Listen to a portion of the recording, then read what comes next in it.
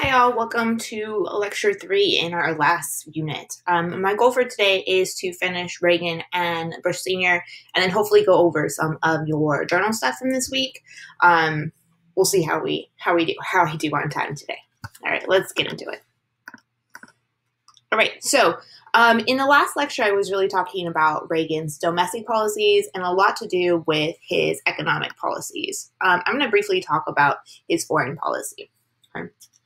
All right, so his foreign policy. He comes in and he has a very tough, strong position on communism and the Soviet Union. No detente, no containment. He comes in and he wants to destroy communism in what he calls the evil empire. This is going to hurt our relationship with the Soviet Union, something that the previous administrations had worked on trying to make less tense and less on the verge of a global nuclear war. But Reagan's going to take a really different stance. And many people are going to say that his actions are reckless. Some people are going to support it, sort of this tough stance, but many people are going to consider it reckless. And the way that he shows that we're super tough is military spending is going to soar. He's going to call this peace with strength. So we're going to go from spending $150 billion to $250 billion in 4 years, mostly on nuclear weapons.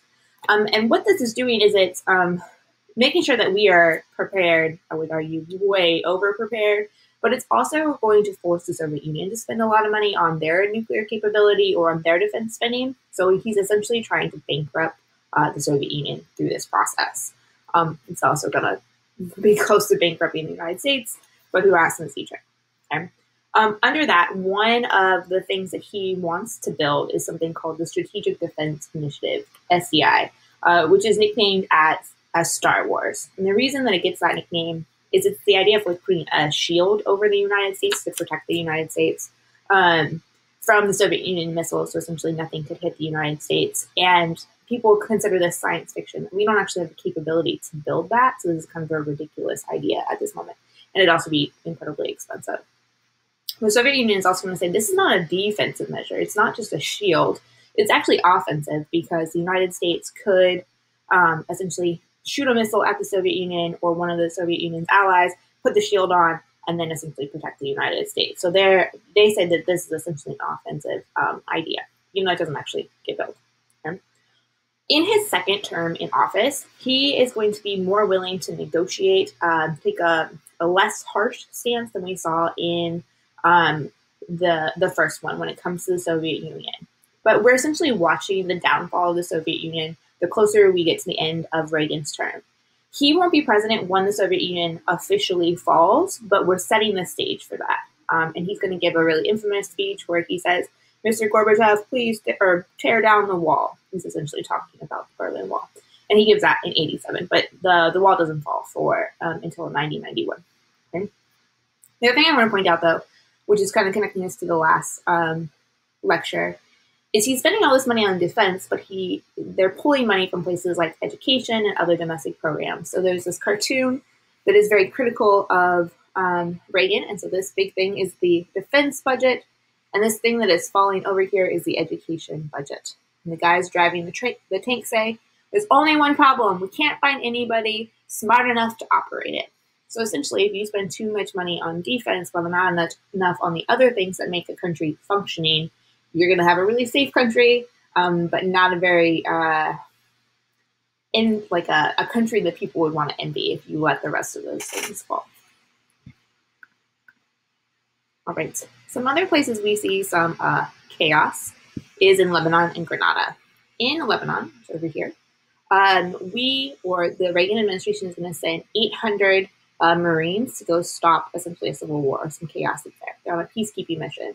But those Marines are actually attacked. It's one of the first suicide terrorist attacks on Americans, and over 250 or about 250 of them die. This is considered a major loss for America. Not only obviously because 250 Americans die, and we should care about that, but militarily this is not a success. So just a couple days later, Reagan is going to send Marines to take this island of Grenada. He's worried that communists are going to take over. And they are successful in taking this little island over here. There's an excuse about that there are U.S. troops, or not U.S. troops, U.S. students there that we need to protect. I think it's a farce. But essentially, the other thing about this is the timing. These are both happening in October of 1984, which is just weeks away from the 1984 election when he's running for re-election. And so these are going to help him, not this one, but this victory is going to help him in his re-election. Right? This is always a kind of an important thing to think about. What are the decisions that politicians are making, particularly during an election year or close to an election? We could think about some similar criticisms. The current president, as well as LBJ and some other presidents, Nixon, all sorts of them. The other thing is this is the same time that apartheid is happening in South Africa, and there's an anti-apartheid activism and attempt. And essentially, if you're not familiar with apartheid, essentially there's a minority white group that is controlling South Africa. And you see large-scale segregation and oppression of Black people in South Africa by a minority white group. And Reagan, rather than, I would argue, doing the morally correct thing, is not really willing to step in this battle. And so we could argue that it takes longer. He's more concerned about economics than I would argue human rights in that situation. All right. Then this is going to be Reagan's major scandal, and it is known as the Iran-Contra scandal, or Iran-Contra affair. Okay? All right, so I mentioned that Reagan is very much anti-communist, the enemy, we got to get rid of him. So not only is he tough with the Soviet Union, he's also upset because in Nicaragua, which is over here, there's a group called the Sandistas, who Reagan fears are too close to communists. They're going to take over the country. And so he wants to get rid of them. He wants to make sure that they don't have any support. And he wants to support their opposition, which are known as the Contras. Okay? So he comes up with this deal. Okay? Actually, let me back up before I explain this deal. First, he asked Congress for money for the Contras. And Congress is like, no, you can't have money for this rebel group. Okay? All right, so then he and his administration come up with another plan. So what they're going to do is they're going to sell weapons to Iran. Okay? And Iran, in exchange, is not only going to pay the United States, but they're also going to help with a hostage situation in Lebanon, the place we were just talking about. Okay? So this is problematic for a couple of reasons. This is totally against Reagan's own policies because he's dealing with Iran, or he is negotiating and selling weapons to Iran. Remember that this is the country that just years before had held a bunch of Americans hostage when they overtook the U.S. embassy, and is in their minds, no friend of the United States. But now, since Reagan wants something, he's willing to sell them weapons. Okay. All right. And then what they're going to do is they're going to funnel that money to the Contras. Okay. There's also a lot of stuff to do with like drug money and using that to help the Contras fight the Sandistas and a whole bunch of other shady stuff.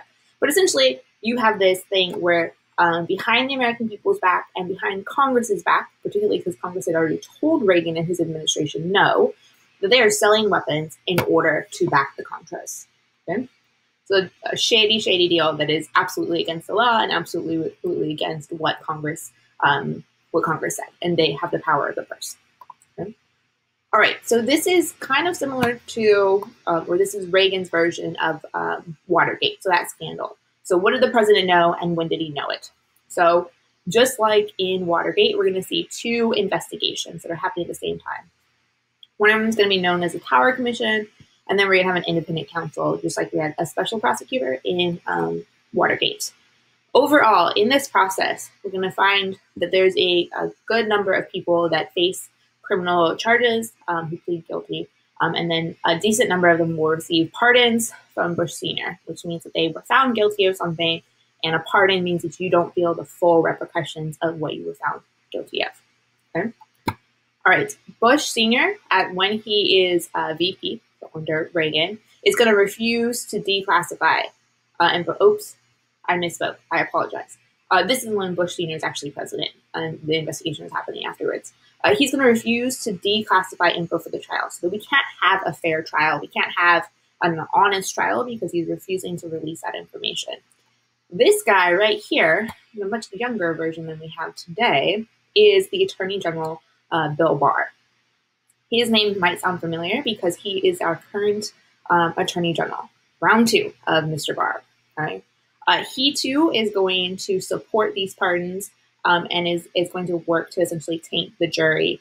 At least that's the criticism against him. So you have the executive branch that is working with the Attorney General, who's supposed to be the highest person in our Department of Justice, who is working on the justice system and making sure that justice is happening in the United States, that are working essentially in cahoots to make sure that we don't have a fair trial in this case. Okay?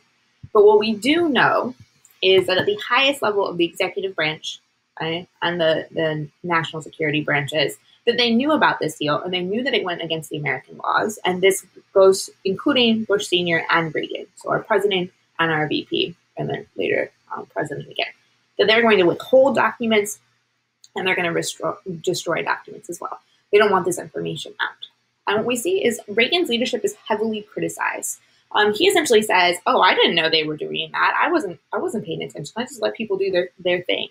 And so the criticisms against him are going to be a lack of oversight. That he is the president of the United States. That he should understand what his people are doing. But instead, he is deceiving Congress as well as the American people. Right? Even as this investigation is unfolding, they're continuing to be dishonest about what is going on. But at the end of the day, we can put a lot of blame of not only the executive branch, but also Congress, because the executive branch was, I would say, purposely trying to get away with a crime, and Congress wasn't doing their job to kind of oversee that and to kind of be that check on executive power, which is their job.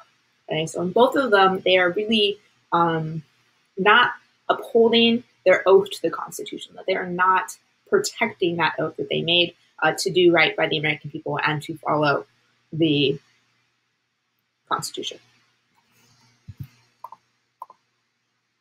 I'm not going to go over in great detail. If you want to, you can look it up. Oliver North is essentially the fall person for the Reagan administration in the Iran-Contra thing. He's essentially the person that was organizing the deal, and he gets in trouble for it.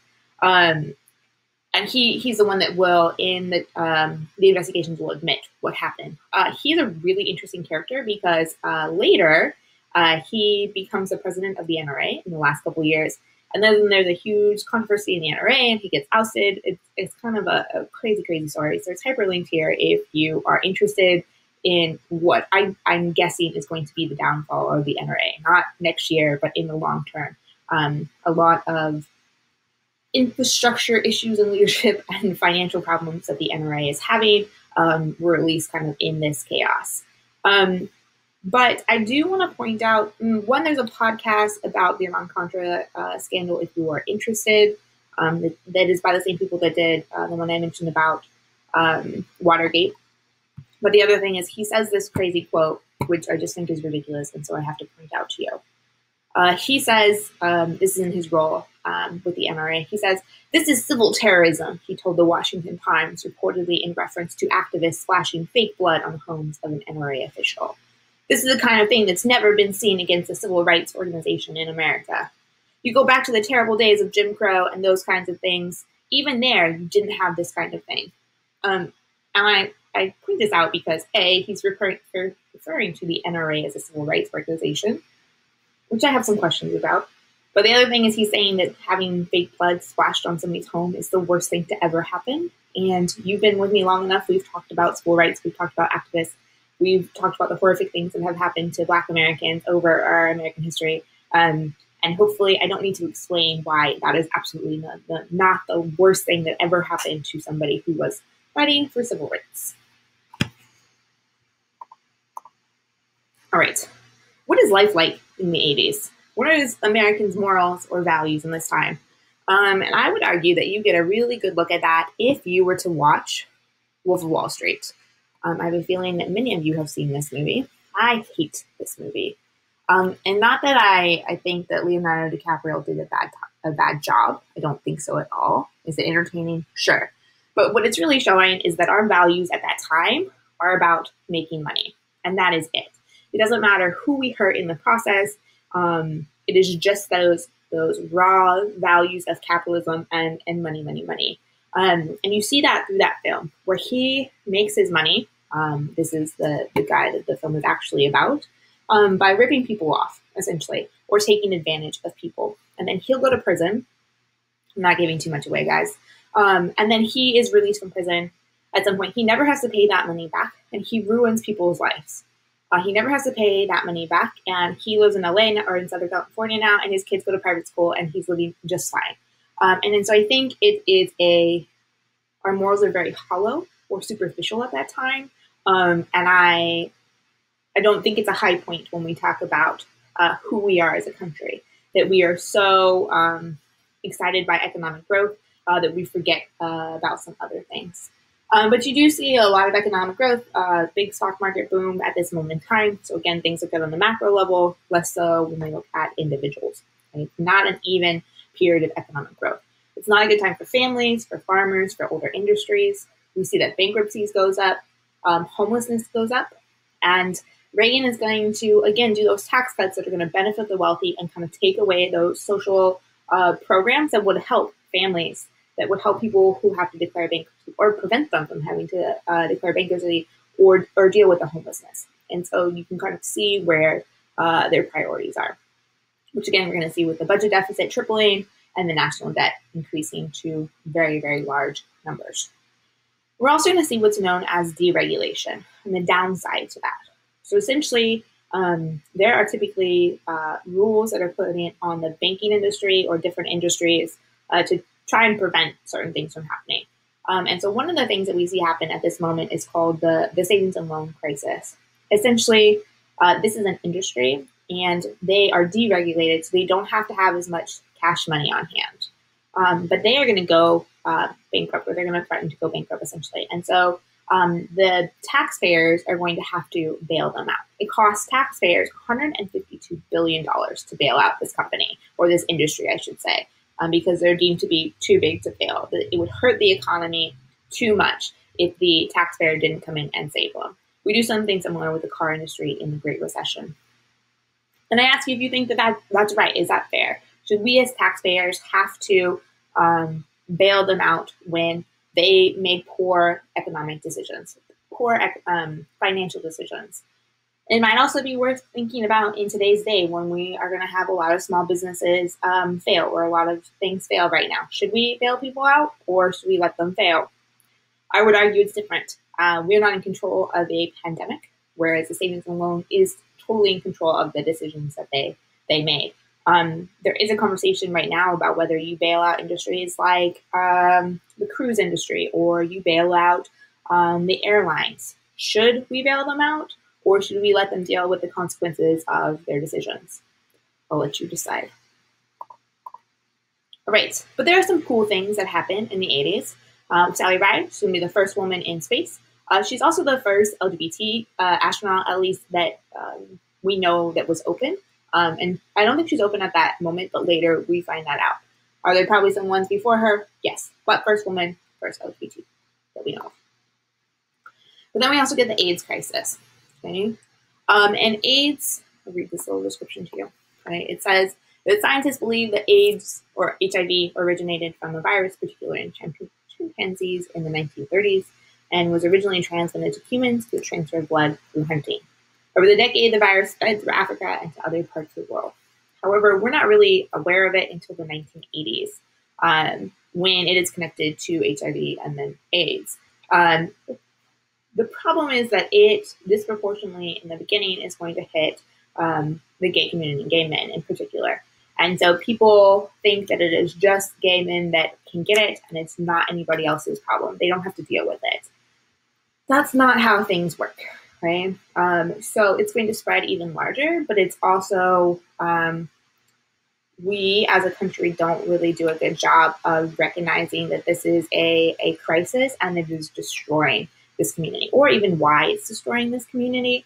It's not like gay men are predisposed to AIDS or drug users, which is the other group that is getting hit. It's that we don't understand what it is or how it's being spread. And so these two groups happen to be disproportionately affected. And that's because it is spread through bodily fluid, so sexual body fluid or through blood.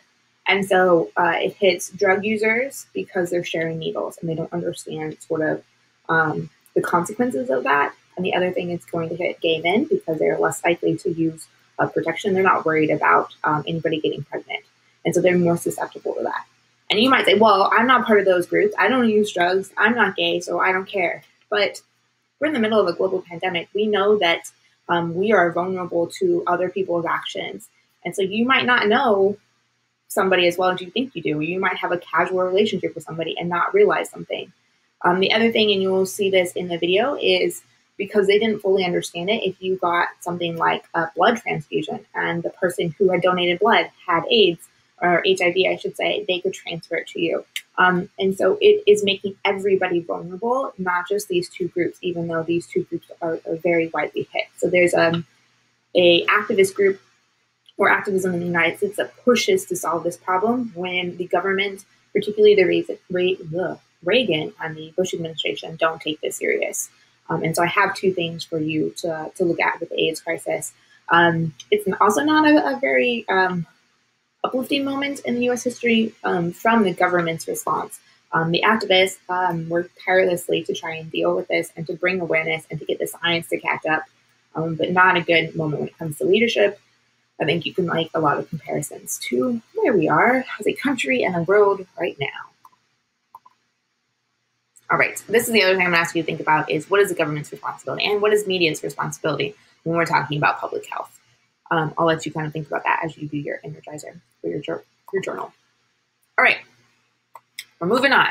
I'm getting to the next guy. Look at me making progress and not talking forever. All right, so this is the electoral map in 1988. So this is, Reagan did his 2 years, he's gone, and we are going to get Bush Sr. That will become president. All right. So I didn't actually do a very good job of explaining this a little bit earlier, but when we had that massive scandal from the Iran-Contra affair, that doesn't actually stick to Reagan. He doesn't get any of the negative repercussions for that crisis like Nixon did or other presidents did when they had scandals. He kind of gets to skate by. Bush is not going to be that Teflon president. He is going to, essentially, everything bad is going to stick to Bush Sr. And if you're unfamiliar, Teflon is the non-stick surface in like a frying pan. So Teflon president because nothing bad stuck to him. Bush Sr., everything bad is going to stick to him. All right, but who is Bush Sr.? So he'd been a World War II pilot. He made a bunch of money in oil and banking. He was a member of Congress. He was the head of the CIA at one moment, a UN ambassador, VP, and then he becomes president. In 13th, you're going to kind of see a little bit of this election because there's this part where he labels his opponent as soft on crime in these sort of infamous political ads that will really help him seal the deal. But he's going to make some promises during his election, during his campaign that are going to come back to kind of bite him. For example, he says, "Read my lips, no new taxes." And then he raises people's taxes. He is not completely responsible for the economic situation that happens. Essentially, a lot of the economic problems that Reagan set up are going to culminate when he's president. And so he gets kind of stuck with that stuff, which is going to be one of the reasons he doesn't get reelected. And he will be the president when the Cold War ends.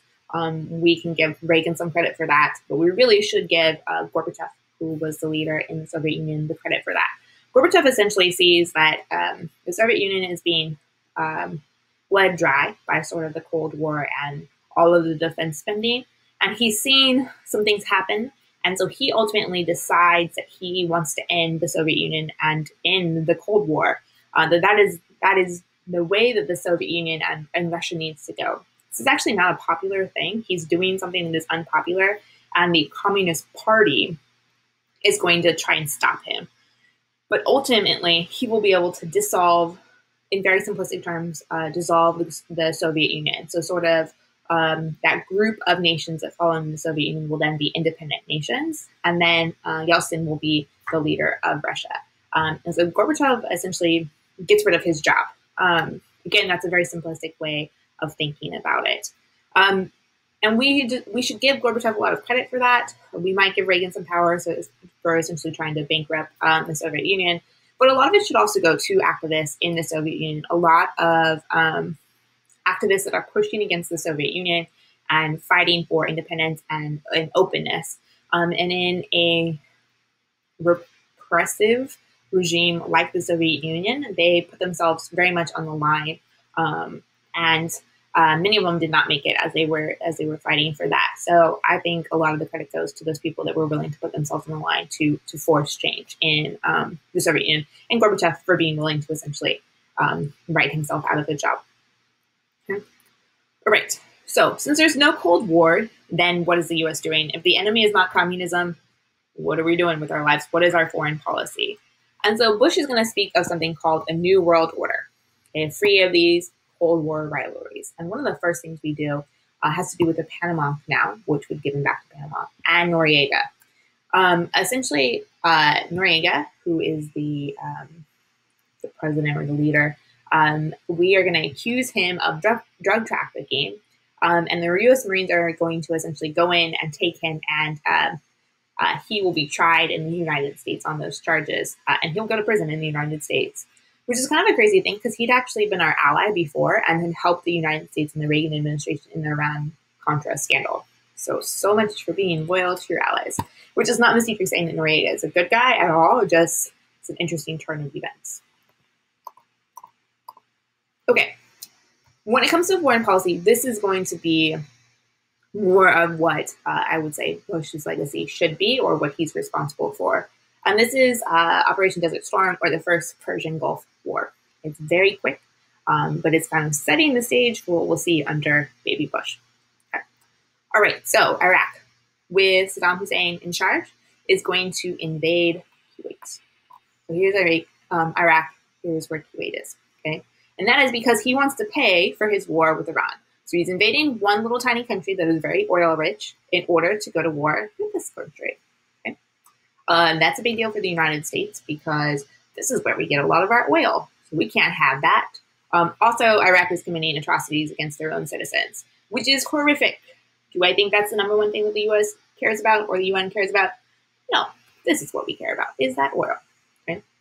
But the UN is going to impose sanctions. Essentially, Iraq, you need to leave Kuwait or else. And Saddam Hussein, again, as the leader of Iraq, says, yeah, okay, whatever. Essentially ignores the UN. So the U.S. is going to lead the UN's attack in this area. So it's known as Operation Desert Storm. It's a conventional war. It's not a nuclear war, but we do see a lot of new tech and a lot of use of the Air Force, so air fighting. Okay, but it's very short. It's only 42 days long. Okay, we are going to see something called the Gulf War Syndrome. So this is this war's version of PTSD. But because it's so quick and because you don't have the image that you would see, like if you're fighting a war in Vietnam, so the jungles, the chaos of that. You have essentially an aerial war, less like person-to-person combat.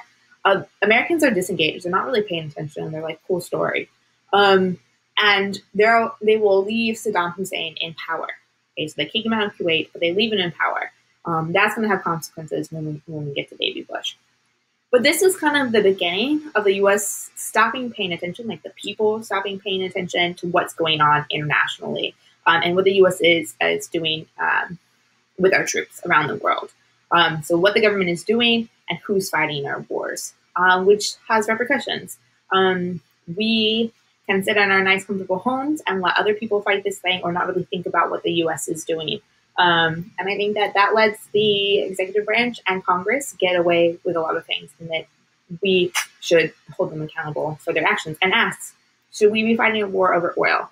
Should we be involving ourselves in these countries over a resource like that? Or perhaps should we have different focuses or priorities? All right. This is just for fun. I'm not going to play you any music, but I bet you recognize a lot of these peoples as we're kind of moving from the 80s to the 90s. Okay. All right, the other thing I will point out on this list is the 90s were not a good time for longevity. If we look at this list, not a lot of these people have since passed. Lead singer Nirvana, gone. One of the members of TLC, gone. Whitney Houston, gone. Selena, gone. Aaliyah, gone. One of the members of the Beastie Boys, gone. Notorious B.I.G., gone. Tupac, gone. Unless you're one of my crazy conspiracy theorists, okay? But just so you can kind of see the movement of music in this time. All right. A couple other things as we're moving from the 80s to the 90s and under the Bush Senior, sorry, words are hard, era. Actually, let me see one thing. Okay, good. Great.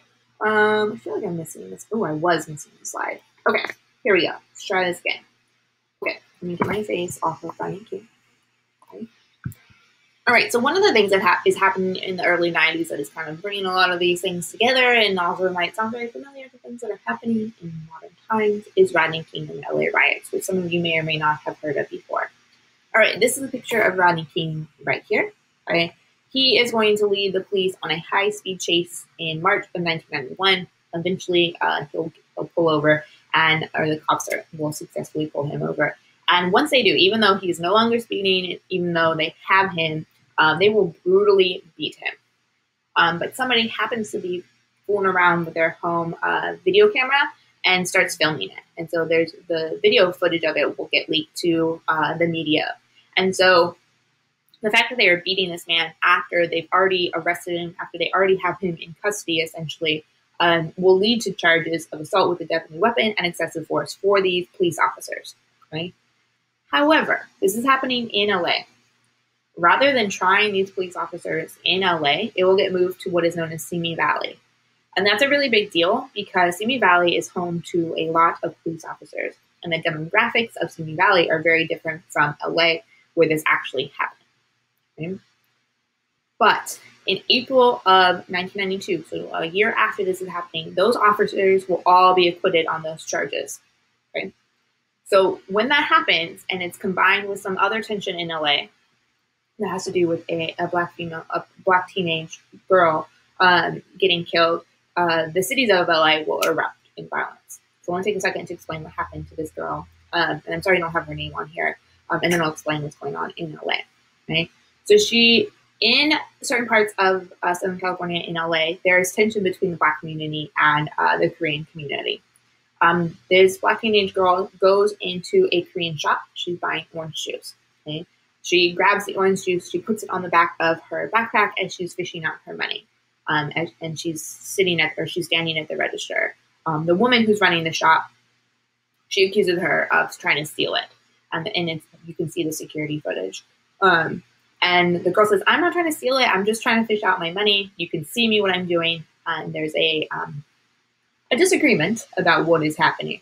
But the Korean shopkeeper pulls out a gun and shoots and kills this black teenager. And at the end of that Korean shopkeeper only gets probation. And the judge in that case essentially says something ridiculous about like she didn't actually commit a crime or anything of that nature. And so the black community in LA is very upset and very tense. And then you add the Rodney King stuff, you add the acquittal of these police officers with incident of police brutality that's caught on camera. And when that acquittal comes, the city will erupt. Right? It's multiple days. Over 50 people die, 2,000 are injured, and over $1 billion in damages. And this is happening in an area that also erupted in the 1960s. Was one of the first cities to erupt in the 1960s. And again, if we think back to that Kerner report, a lot of those changes never happened in LA. So when you have this instance, you have these issues of violence and no consequences, it's just too much for LA to handle. Rodney King was not trying to be an activist. Rodney King had some major problems in his life. He didn't really have his life together. And then he gets thrown into this nationwide conversation, and then the city of LA will erupt. And he feels a responsibility for these things, and he's not in a position to really be this voice for what is happening. And so that really weighs on him. he will ultimately win a civil trial, and some of those officers will be found guilty of civil rights charges, but not criminal charges. And he will win some money, but it doesn't. His life doesn't go very well after that, and he will actually die in 2013. He he was on some substance and he actually drowned.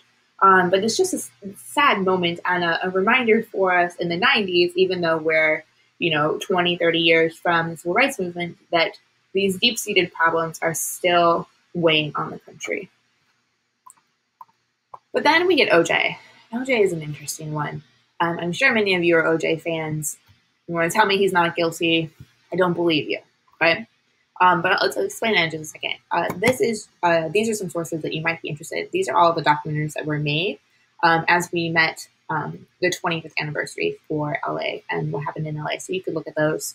The other thing is, speaking of OJ, and if you have time on your hands and you're missing sports, ESPN does a series called 30 for 30. And one of the ones they did was OJ Made in America. And it is incredible. It's one of the best documentaries I've ever seen, particularly the first couple of episodes.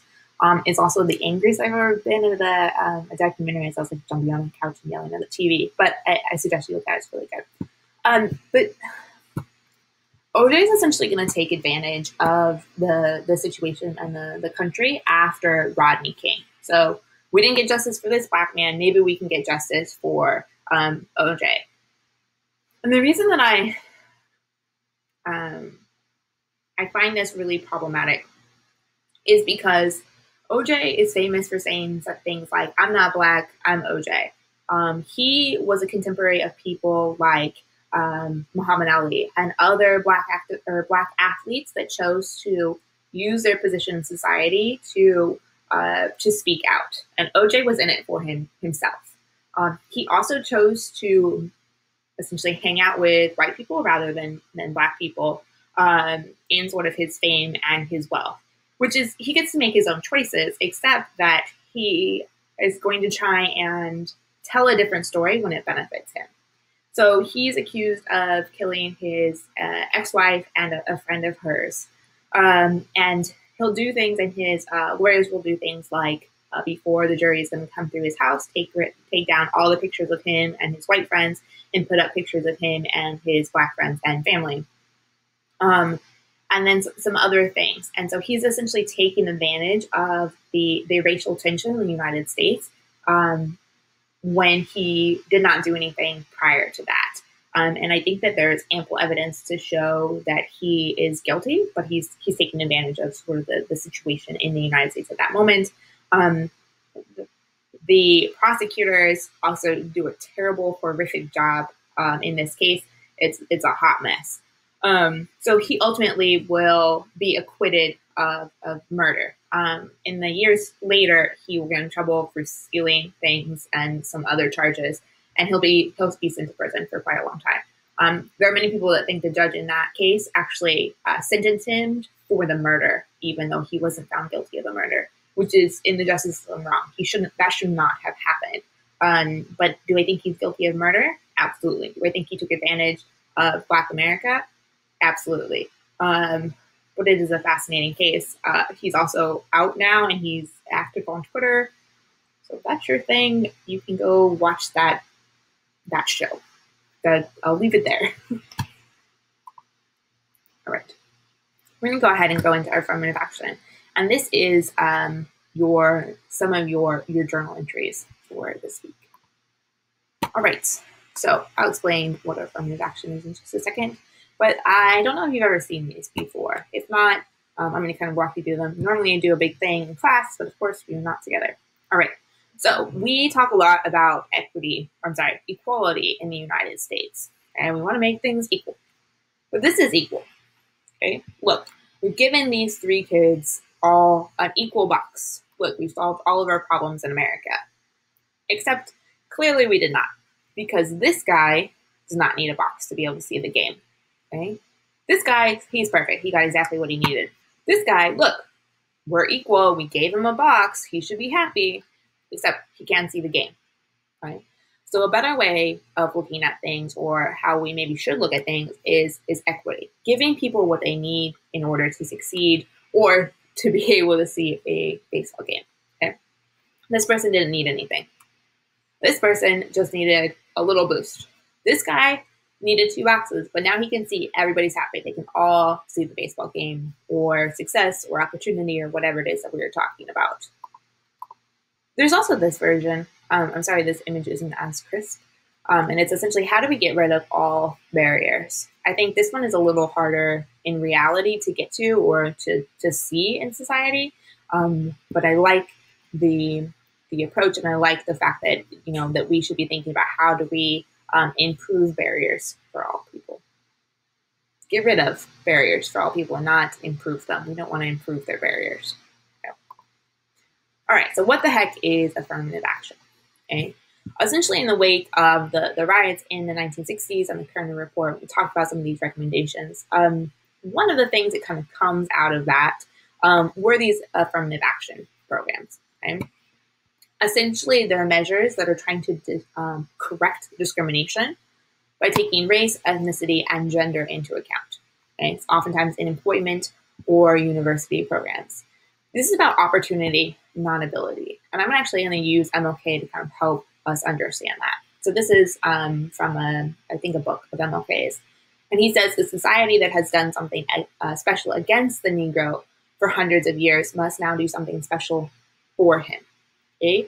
So essentially, if we think about American history, and not only Black Americans, but also women, also Latinos, also Native Americans, and we think of our history that for hundreds of years, okay, we have done something against those marginalized groups. We have prevented them from being full citizens, from having access to full citizenship, from opportunity, from education, from being able to buy houses, from being able to fully contribute or have all of the offerings that America should have. You can't just say, like, oh, we got rid of those barriers, everything's fine. We have kept you in a position of oppression for hundreds of years and for decades, but now we've removed the barriers, just figure it out. That is negating all of the generations of harm we've done, and the lack of opportunity, generational opportunity that we've kept from people. So affirmative action is essentially saying, okay, we recognize that we've done wrong, and so how do we fix that?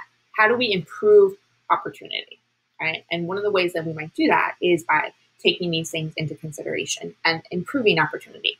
Because a lot of the reasons that maybe somebody doesn't look as qualified on paper for a job or for a university admissions program is they haven't had the opportunity. So this is a way of creating opportunity.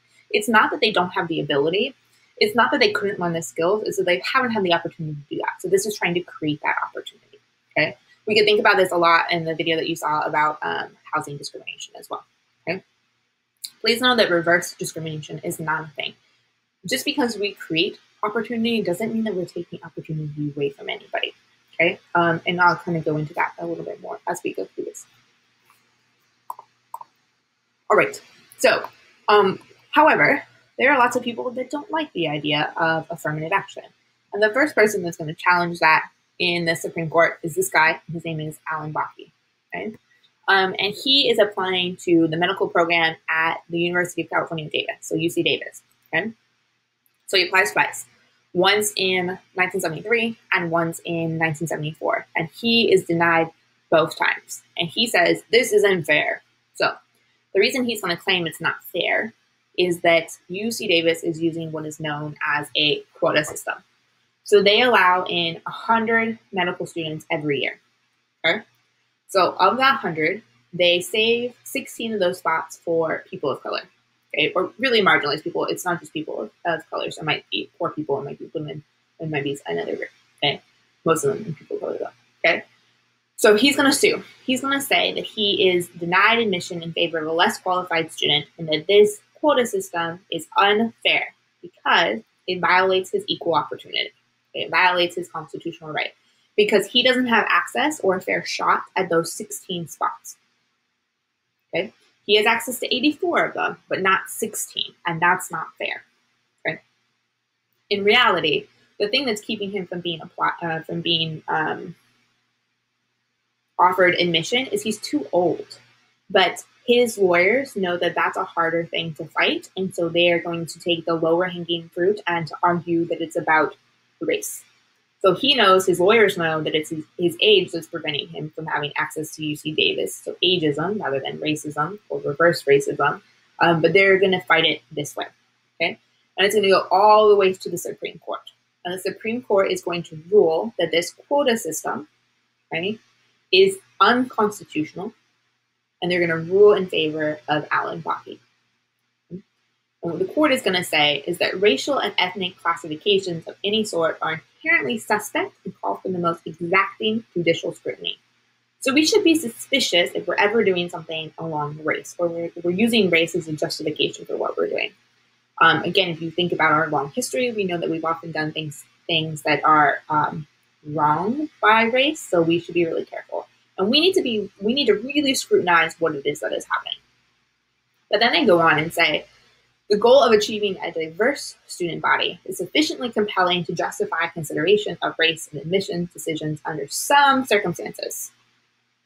So no quota system, but diversity is good, and you can consider race sometimes. But they don't really explain when you can use race. And so a lot of people have questions about, like, what do we do from here? Right? So the court will finish by saying a special admissions program is unnecessary for achieving this goal and is therefore invalid under the Equal Protection Clause of the 14th Amendment. So essentially, the way Davis did it is wrong. It's unconstitutional.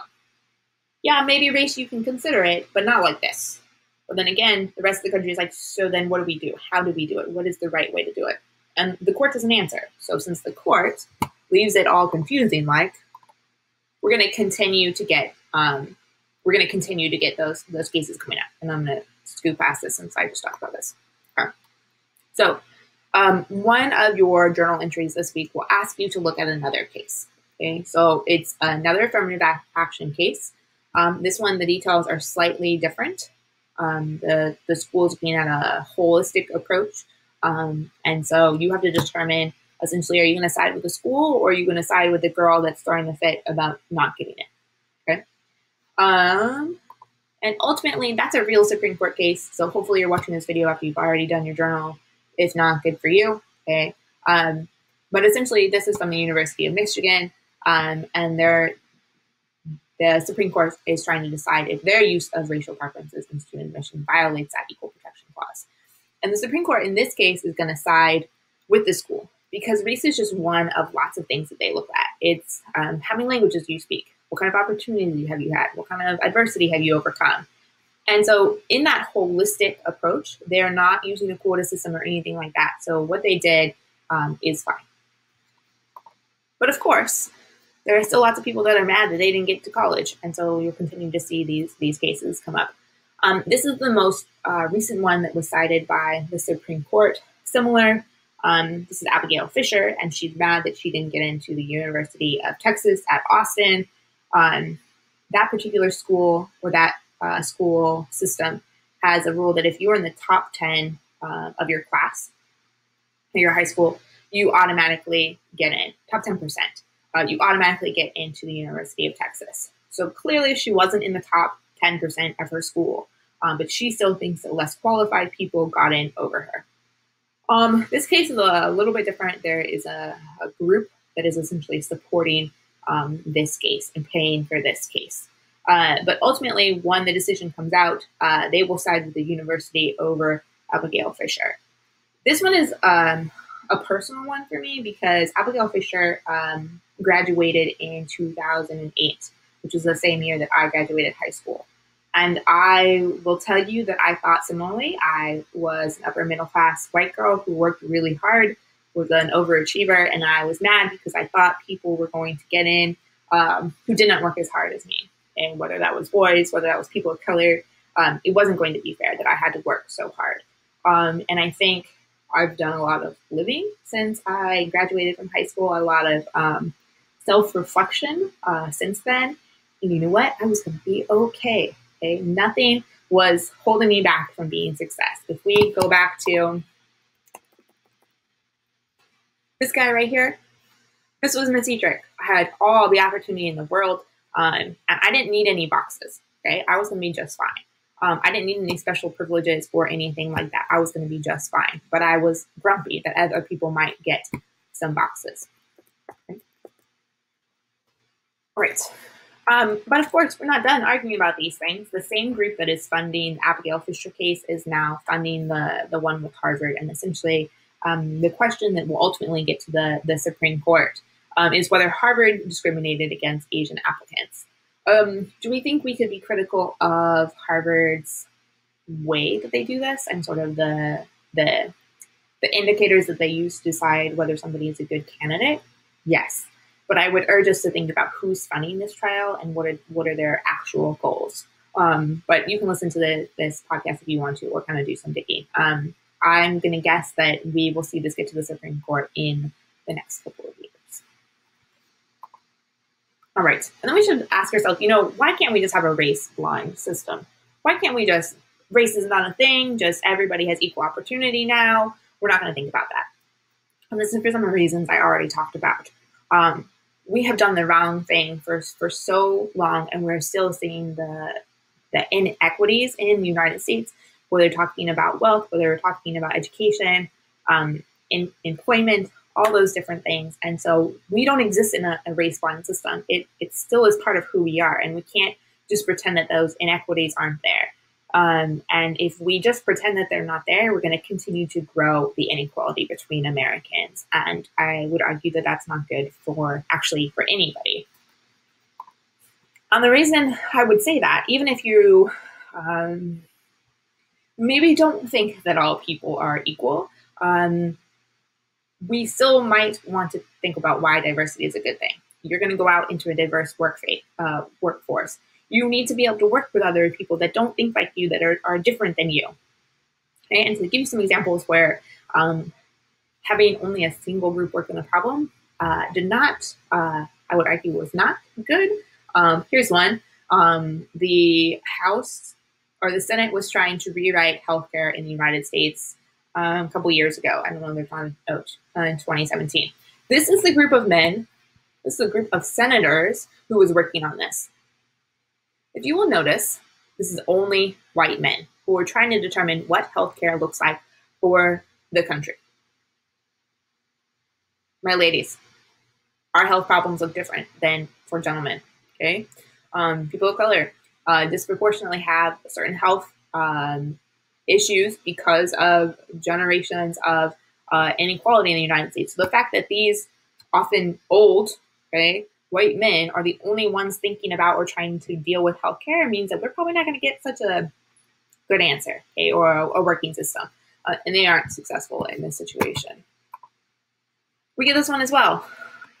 We have Alabama that is trying to essentially ban abortion, and it's almost all men that are making those decisions. So regardless of how you feel about abortion, the idea that it is men deciding what women can do with their bodies might raise some questions. Even if you don't buy these, I have another one for you, okay? Let's say you're working on math, okay? You've been staring at this math problem for hours, and you cannot figure it out, okay? Somebody else walks up to you and like, oh, it's easy, you do X, Y, and Z. It is important that we have diverse people trying to solve problems. I think one way, I'm not going to be able to solve all the world's problems. You think a different way. You might be able to solve problems I can't, and vice versa. So we need diverse people because we are a diverse nation, and we need the best of the best to try and help us solve these things. So it behooves us to try and do the right thing and to try and create opportunity because it only benefits all of us. All right. But just because, we also have this one wonderful scandal. So, if you weren't upset about these Supreme Court cases, you have this. You have wealthy people that are trying to just scam the system even more by essentially paying for their children to get in, or paying to pretend like their children are college athletes, or other ways that they tried to get their children in because apparently their wealth was not enough. And so this has really angered a lot of people that they've tried to cheat this system. Also, are these wealthy people going to feel the repercussions for what they did? Are they going to skate by with what they did? And I want you to think about how hard you've been working in the last couple of years. And if you're thinking about going to college, do you want someone to be able to buy their way into the university? Does that seem fair to you? I would argue that that's not very fair. Okay. All right, this is another one thinking about schools kind of inequalities in the United States. This is about busing, and it's not something that we're going to talk about right now because I just don't have enough time. So you can look at it if you want. But I do want to point out that if we're talking about issues today and the idea of, oh, we're colorblind, like we've solved all these problems, why do we need all of these things? This is from last year, so February of 2019. There is a $23 billion racial funding gap. So the difference between what kind of money is going to majority white schools versus predominantly non-white schools, $23 billion. So we think about the inequities in education that are going to affect our abilities to go to college, et cetera, et cetera. This is a massive problem, right? We also see that we go to extremely segregated schools. CO is not a good example of this. It's like the Disneyland of diversity. But overall, we go to really segregated schools. Okay? The country is actually more segregated than it's been in other parts of U.S. history. And that's because we often go to our community school. So if we live in segregated communities, then we go to segregated schools. And so we're perpetuating a lot of those inequalities of the past. Wow, clicking buttons.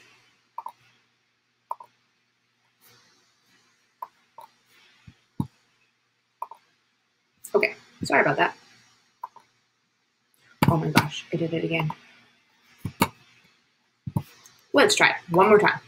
Okay, this is the last thing. And this is just another case. This is just something you can do if you want to. Essentially, why are Americans so mad about affirmative action? Why are white Americans, I should say, so have so much hate for affirmative action if it doesn't really affect them? So there's an article if you are interested.